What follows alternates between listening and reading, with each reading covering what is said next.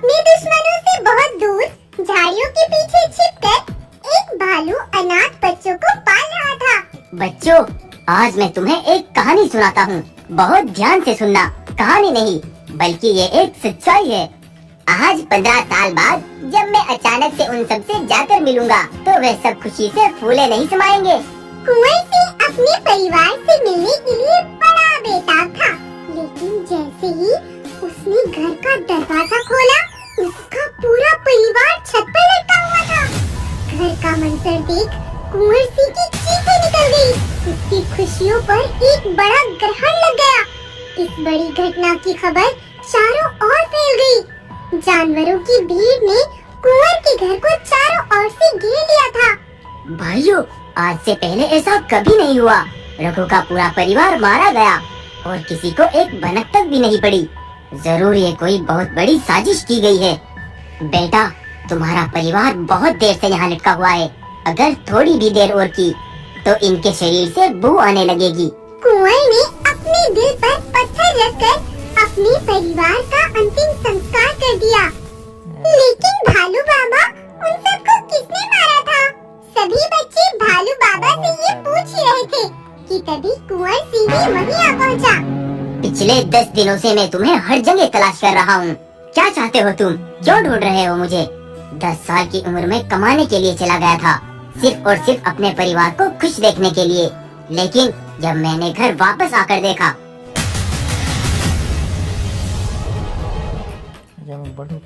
भालू ने जब सारी सच्चाई जानी तो वो समझ गया कि वो रघु का बेटा ही कुंवर सिंह है। चलो फिर मैं तुम्हें सब कुछ शुरू से बताता हूँ।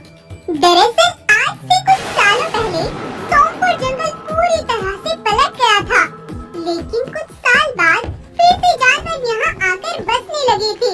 इसी जंगल में रघु नाम का शेर भी अपने परिवार के साथ आकर रहने लगा था। उन दिनों रघु बहुत गरीबी से गुजर रहा था। उसने फैसला किया कि वो अपने बेटे कुंवर को बाहर विदेश कमाने के लिए भेज देगा। कुंवर सिंह भी अपने घर की ऐसी स्थिति देख सिर्फ 10 साल की उम्र में ही कमाने चला गया था।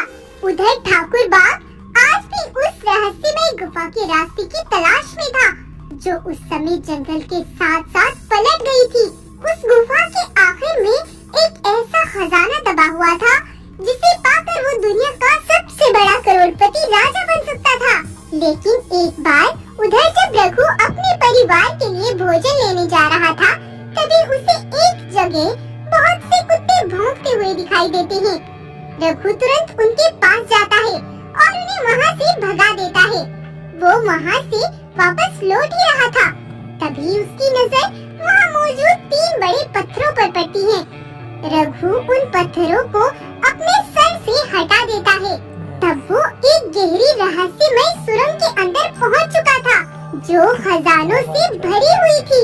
अशर्फिया, सोने, हीरे, जवाहरात उसमें पूरी तरह से बिछे हुए थे। तभी वह गुफा बोली, तुम्हारी गरीबी सिर्फ 1 मिनट में दूर हो सकती है। ये सारा खजाना तुम्हारा होगा अगर तुम मुझे 50 जानवरों की बलि दे दो। ये सुनकर रघु ने तुरंत अपने कदम पीछे हटा लिए। नहीं नहीं, मैं अपनी गरीबी में ही जीवन गुजार लूंगा। ये खजाना 50 जानवरों की जान से कीमती नहीं हो सकता। रघु वहाँ से बहुत घबराया हुआ अपने जंगल की तरफ लौट आया। तभी उसके दोस्त बूढ़े भालू ने उसे देख लिया। रघु भाई, क्या बात है? इतने क्यों घबरा रहे हो? मैं जिस राज को जान कर आ रहा हूँ वो 50 जानवरों की बलि मांगती है।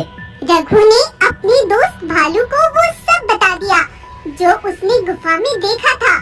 लेकिन इन दोनों से बहुत दूरी पर एक पत्थर के साए में छिपा ठाकुर का एक सिपाही उनकी सारी बातें सुन रहा था और वो तेजी से ठाकुर के पास आया।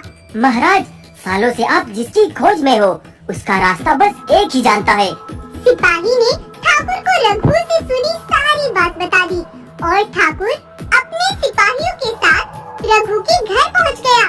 चलो रघु, बताओ, सालों पुरानी खजाने से भरी उस रहस्यमय गुफा का रास्ता कहाँ है? गुफा? रहस्यमय गुफा? कौन सी गुफा? ज्यादा चालाक मत बनो, बताओ मुझे।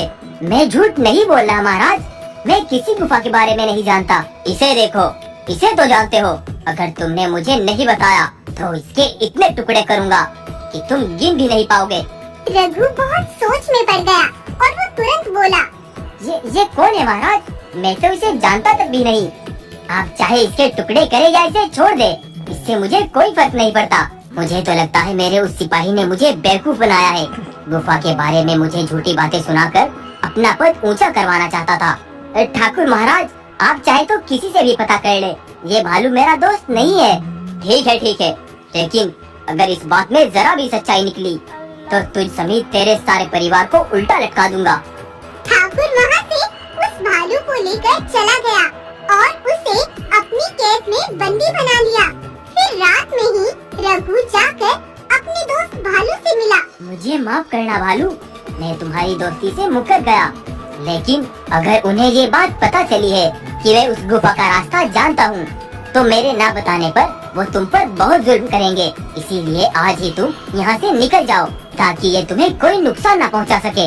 रघु ने रात में ही भालू को उस कैद से निकालकर भगा दिया, लेकिन जब बहुत दूर वो वापस अपनी गुफा की तरफ लौट रहा था तो ठाकुर ने उसे देख लिया। ठाकुर को रघु पर शक हो गया और जब वो भालू के पास गया तो भालू वहाँ से फरार था। तब उसका शक यकीन में बदल गया। ठाकुर ने रघु और उसके परिवार पर बड़ा जुल्म किया और उन्हें फांसी पर लटका दिया। मुझे मेरे परिवार की मौत मंजूर है, लेकिन मैं 50 जानवरों की बलि कभी नहीं दूंगा। तू उस खजाने को हासिल करके भी जुल्म ही करेगा, मैं ऐसा नहीं करने दूंगा। इस तरह से तुम्हारे पिता रघु ने 50 जानवरों की जान बचा ली, लेकिन उस गुफा के राज को नहीं बताया। वो मुझे ढूंढकर उस गुफा के बारे में कोई सवाल ना करे, इसीलिए मैं यहाँ छिपकर रहता हूँ।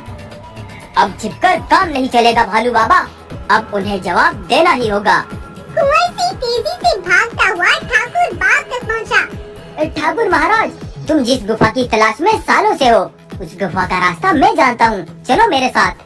ठाकुर और उसके सिपाही कुंवर के पीछे पीछे चल दिए और कुंवर ने उन्हें गुफा के अंदर भेज दिया। इस गुफा की तलाश में मैं सालों से था। जिसने हमें इसका रास्ता बताया उसे इनाम तो देना ही पड़ेगा। जाओ जाओ, अंदर बहुत खजाना है, बहुत सोना है, सोना तो जरूर मिलेगा, लेकिन ये गुफा भूखी बहुत है। कुंवर ने बाहर से गुफा का मुंह बड़े पत्थरों से बंद कर दिया और थोड़ी ही देर बाद वो गुफा उन सबको खा गई और कुंवर ने अपने परिवार का बदला पूरा कर लिया। तो दोस्तों, लालच एक बुरी बला है। तो अगर आपको ये कहानी पसंद आई है तो इसको लाइक करना और शेयर करना ना भूलिए।